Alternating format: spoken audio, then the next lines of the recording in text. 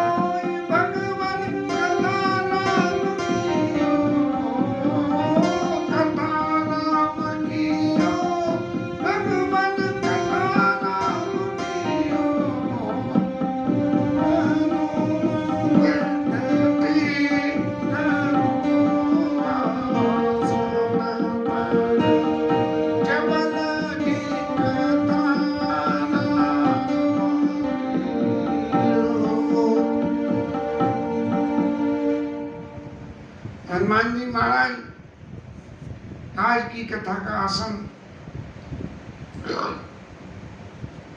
आप अच्छी तरह से संभालो। आज सुमंत महाराज को विदाई करने के बाद में हमारे राम जी महाराज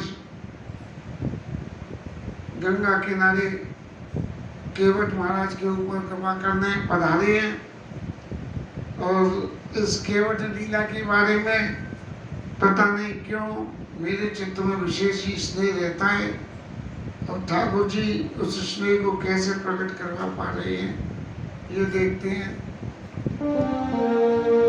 रत आके हाय राम तना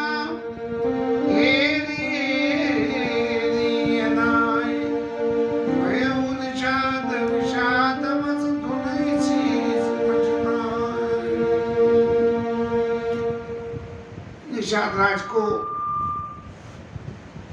जब घोड़े भगवान राम की तरफ बार बार गर्दन घुमा के देख रहे हैं और अपनी आवाज में कुछ कह रहे हैं, ई करते हैं घोड़े, तो ऐसे कुछ कह रहे हैं और इस परिस्थिति को देख के निषाद राज के मन में बहुत ज्यादा तकलीफ हुई और निषाद राज सोचने लगे कि जासु भी होगा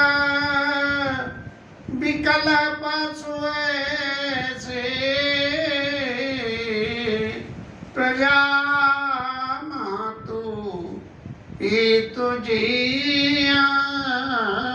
कैसे प्रजा मातु ये तुझे कैसे। अरे जिसके वियोग में पशु इतने परेशान हो रहे हैं तो उनके माता पिता कैसे जीवेंगे, ये बात बड़े आश्चर्य की है ये निषादराज, अरे भैया ये तो काम गड़बड़ हो गया। निषादराज महाराज तो गंगा के तीर पे ही मौजूद हैं और अपने चित्त की भावना को उन्होंने व्यक्त करने के लिए निषादराज ने जो विचार था गोस्वामी जी महाराज ने सामने रखा। और फिर गोस्वामी जी महाराज कह रहे हैं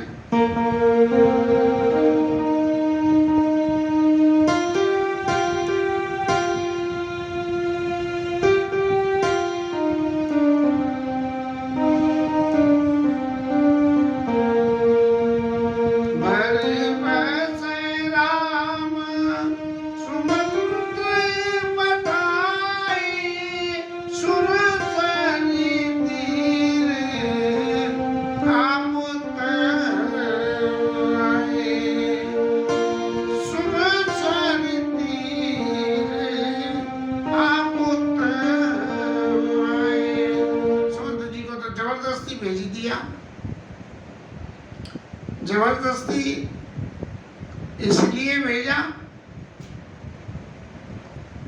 कि ये जो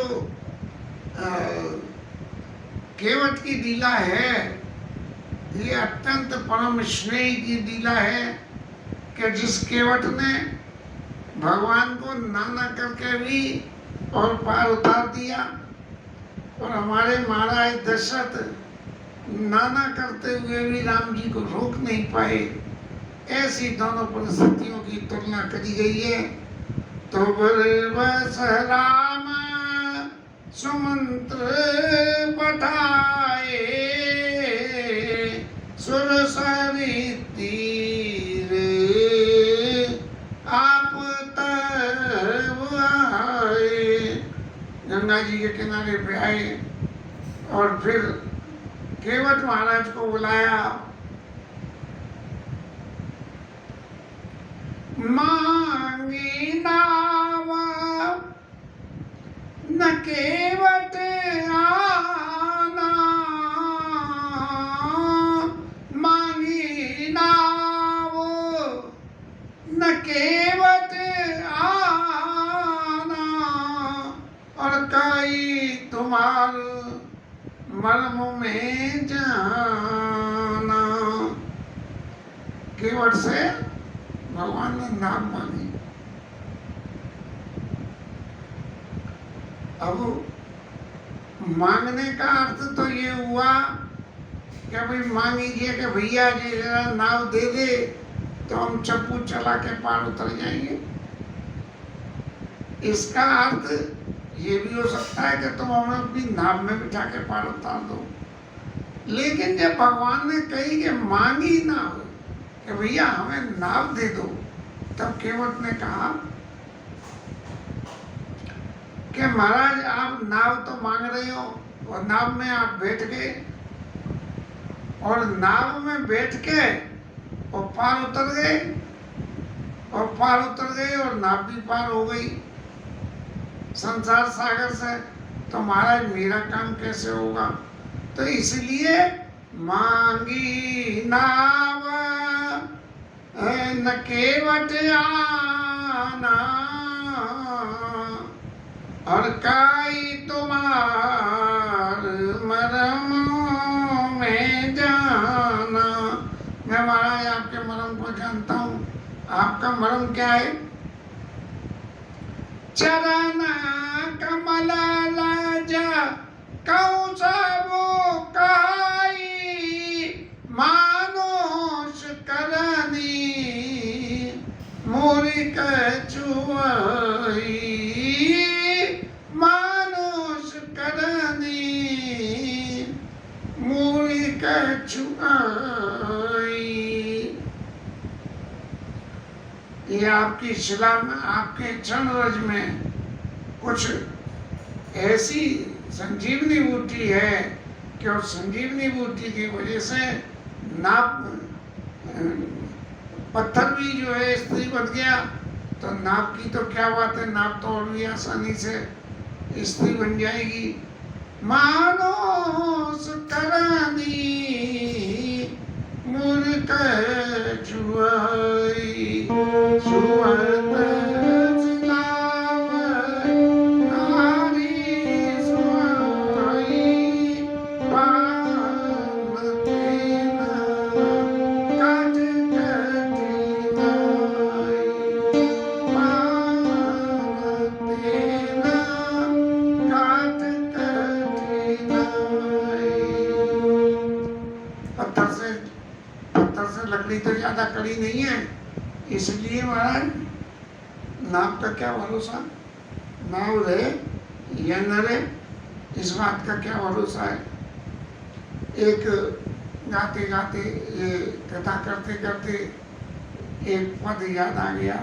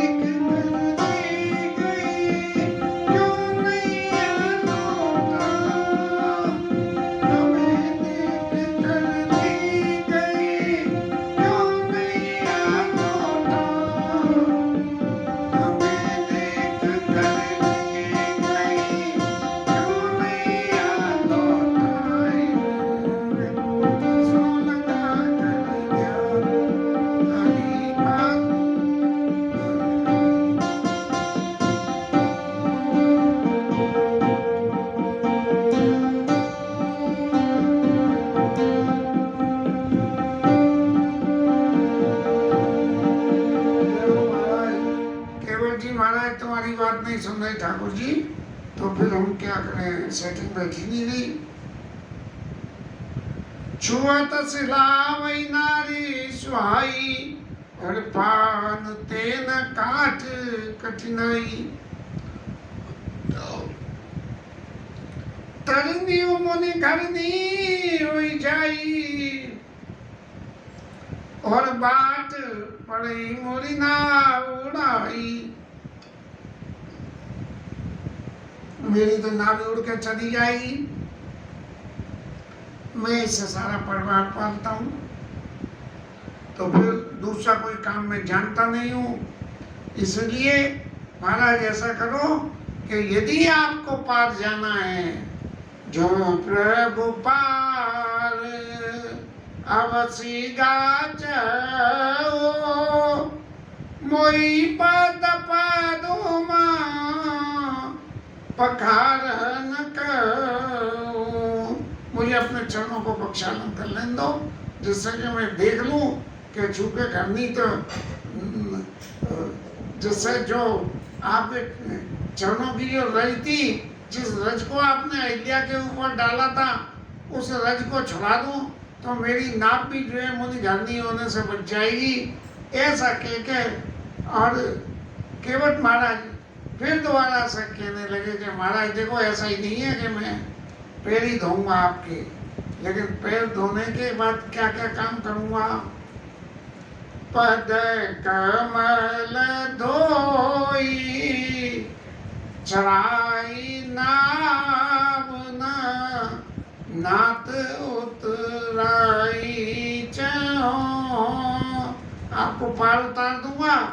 लेकिन उतना ही नहीं दूंगा। मोहि राम राउरी आन दशरथ शपथ सब सांची कहो। महाराज ऐसा है कि कहीं ऐसा नहीं हो कि मैं पीछे जो है बात पलट जाऊं, इसलिए आपकी आन और दशरथ जी की शपथ है। अब इतना जो सुनना था तो लक्ष्मण जी महाराज को तो कुछ न कुछ एक्शन होना ही था, लेकिन केवट ने पहले ही कह दी, बरतीर मारई लखन पे जब लगे न पाए पखारियों, तब लगे न तुलसीदास नाथ कपाल पार उतारियो। चाहे लक्ष्मण जी मेरे को कितना भी धमका ले, लेकिन मैं आपको पार नहीं उतारूंगा। अब लक्ष्मण जी महाराज का रोष अपनी जगह, क्या भाई पार उतारेगा कैसे नहीं, हम राजा हैं इस एरिया के, और इस एरिया के राजा होने के नाते प्रजा का फर्ज है कि राजा की हर काम में सहायता करे, तो पार उतारेगा कैसे नहीं। लेकिन जब वो कह रहा है कि मैं पैर धोए बिना पार नहीं उतारूंगा, तो फिर लक्ष्मण जी महाराज को ऐसी क्या विधा रह गई कि जिस विधा में वो ये कह के तू पैर धोएगा कि नहीं धोएगा जे बात है, लेकिन पहले पार उतार। अब महाराज पार कैसे उतारे केवट, क्योंकि केवट को तो ये मालूम थी कि ये भगवान है, और भगवान तुम्हारे घर पे पधारे और आके तुमसे कुछ याचना करें, और आप कुछ याचना में देने की बात कहो नहीं और अपनी शर्तें रख दो, तो ये तो निपट नादानी की बात होती है। ऐसी एक कथा बलि के प्रसंग में आई भागवत में कि शुक्राचार्य ने मना करी कि मत दे, जो विष्णु है छठिया है, हाँ? और उसने फिर भी दान दे दिया और 3 पग पृथ्वी दान दे दी, और उसमें बलि का उद्धार हो गया। तो नाना करके देने से जो फायदा हुआ वो राजा बलि का हुआ, सब गुरु ने मना करी और बलि ने दिया। यहाँ केवट खुद ही मना कर रहा है और खुद ही कह रहा है कि चरण कमल धोए बिना मैं नाम में आपको नहीं दे जा पाऊंगा, चाहे आप उसे चाहे मार दे, चाहे तार दे। बड़ा अच्छा भजन है, कई दिन से सुन रहा था, लेकिन आज तो याद नहीं।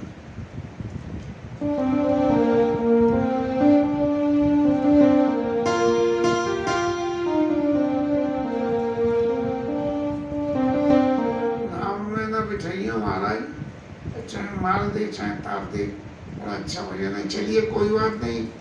सुन केवट के ब्रेन और प्रेम लपेटे अटपटे, बिये से करुणा एन चितई जान की लखन तनो।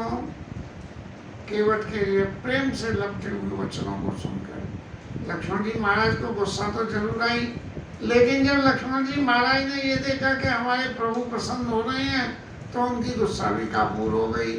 प्रेम लपेटे अटपटे, ऐसे प्रेम से महाराज पैर भी धोऊंगा, उतराई भी नहीं दूंगा, तो फिर महाराज तुम करोगे क्या, पलटे में कुछ तो चाहोगे। ऐसी सी बातें को समझ के सब लोग हंसने लगे। तो वीर से करुणाएं चितई जानकी लगन तनु। अब फिर भगवान राम जी ने कहा कि कृपा सिंधु बोले मुस्काई, सोई कर छई तब नाव न जाई।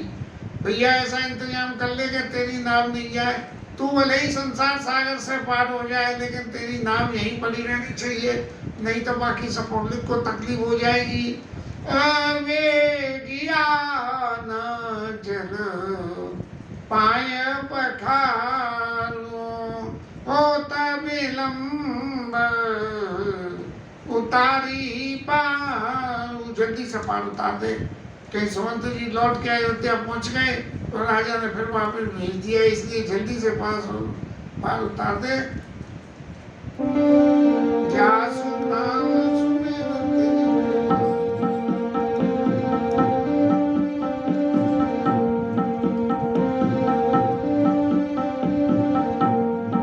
जासु नाम सुमिरते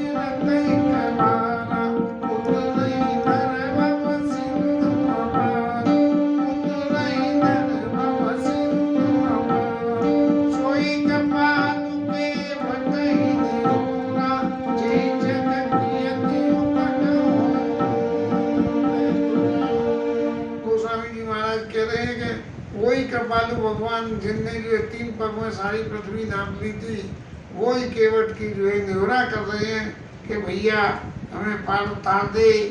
अब ऐसी सी बातों को सबको देख के और गंगा मैया ने कही कि जी हमारे घाट पर खड़े होकर हमारे राम जी वहाँ, क्योंकि गंगा जी का तो प्रादुर्भाव भगवान के चरणों से हुआ है, तो ये भगवान है भी कि नहीं भैया, कहीं क्या स्थिति है, ये केवट से ऐसे क्यों कह रहे हैं?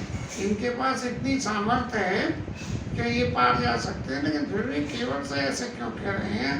तो पद नक निरख देव सर हरसी, जब भगवान के नाखूनों का दर्शन किया तब समझ में आया कि हम यहाँ से उद्भव हुआ था। और सुनी प्रभु वचन मोह मति कलशी, भगवान के वचनों को सुन के जो उनके चित्त में मोह हो गया था उससे बाहर आ गए। अब केवट राम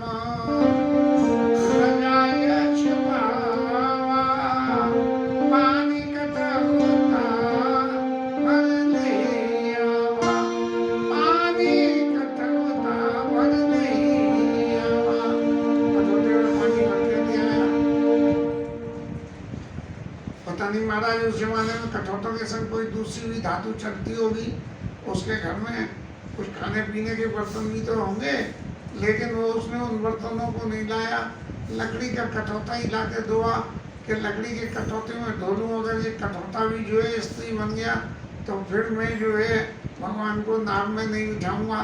ऐसी भावना से पानी कठौता भर ले आवा और अति आनंद मगे अनुरागा, चरण सरोज पखारन लागा, भगवान के चरणों को पखारने लगा। अब कठौता तो होता कितना है, ज़्यादा से ज़्यादा 10 इंची का होता है, उसमें भी साइडें उठी होती हैं, तो भगवान उसमें पाँव रखें और केवट धोए तो जे कैसे होए। तो केवट ने कही महाराज दोनों पाँव तो आएंगे नहीं, इसलिए आप एक पाँव रखो। तो महाराज बोले कि एक पाँव से खड़ा कैसे रहूँगा? तो बोले एक पाँव मेरे हाथ पे रख लो और एक पाँव धरती पे रख लो, मैं फिर आपके पाँव को मल मल के धो लूँगा। लेकिन भगवान ने कही एक पाँव पे खड़ा हुआ और कहीं लुढ़क गया तो केवट ने कही कि महाराज मेरे सिर पे हाथ रख लो, और मेरे सिर पे हाथ रखते ही मैं और आप दोनों मिलके एक हो जाएंगे, तो 2 पैर के बराबर हो जाएंगे। इस तरह से जो है आप रखो। और केवट ने मल मल के भगवान के चरणों को स्पर्श किया और अति आनंदो मगे अनुरागा, चरण सरोज पखारन लागा, बरस सुमन स्वर सकल से आई, हे सम पुण्य पुंज को नाई। पद पखार जल पान करी आप सहित परिवार, इतर पार कर प्रभु ही पुनि मुदित गए पार। महाराज पितरों को पार करके और नाव में बिठा कर गंगा पार के लिए महाराज चल दिए। और केवल महाराज को इस बात का बड़ा आनंद है कि उनकी नाव में स्वयं परम प्रभु बैठे हुए हैं और इस मस्ती में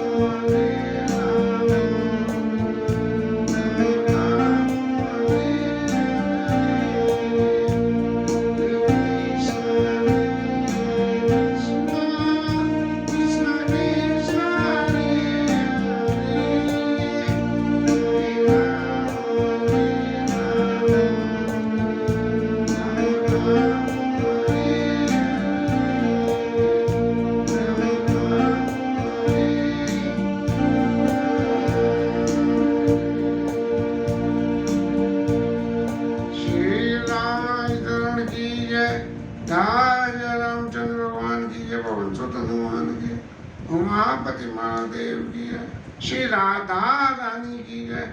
जय जय श्री राधे।